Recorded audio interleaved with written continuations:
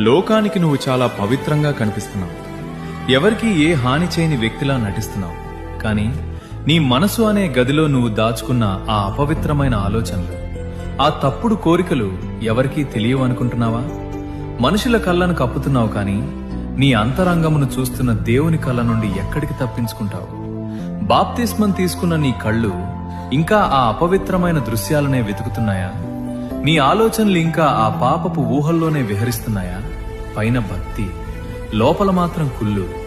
ఈ మురికిని మోస్తూ నువ్వు ఎంతకాలం ప్రార్థన చేయగలవు? నీ మనసు ఒక యుద్ధ భూమిలా మారిపోయింది. నువ్వు ఓడిపోతున్నావని నీకు అర్థం కావట్లేదా?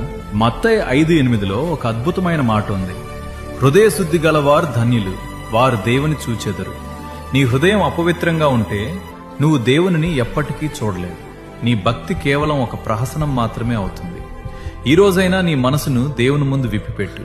మోకాళ్ల మీద పడి ఏడుస్తూ అడుగు, ప్రభువా, నా హృదయాన్ని కడుగు, నాలోని ప్రతి అపవిత్రమైన ఆలోచనను కాల్చివేయి అని ప్రార్థించు.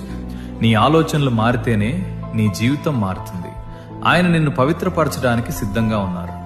హృదయాన్ని శుద్ధి చేసుకుందాం, దేవుని వెలుగులో బతుకుదాం.